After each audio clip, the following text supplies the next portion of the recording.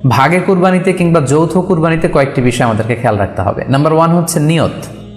আপনাদের ইন্টেনশনটা ক্লিয়ার হতে হবে।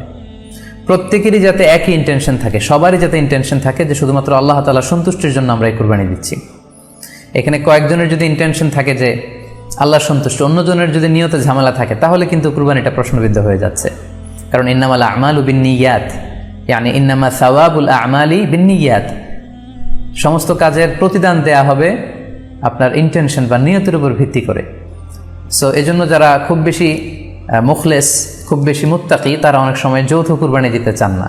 তাদের সামর্থ্য না থাকলে ছোট একটা ছাগল দিয়ে তারা একাকি কুরবানি দিতে চান। এটা safe, he want to be in the safer side. কারণ যৌথ কুরবানি দিতে দিতে যে কার মনে কি চিন্তা, কার মনে কি নিয়ত, আমরা কিন্তু কিছু জানি না। সো যদি যৌথ কুরবানি দেন, কুরবানির আগে সবাইকে এটা কনসার্ন করে দেওয়া, রিমাইন্ডার দেওয়া যে ভাই আমাদের কুরবানিটা হবে শুধুমাত্র কেবলমাত্র আল্লাহ তাআলা সন্তুষ্টির জন্য, অন্য কোনো নিয়তের জন্য না থাকে, তাহলে কিন্তু আমাদের কুরবানি বরবাদ হয়ে যাবে।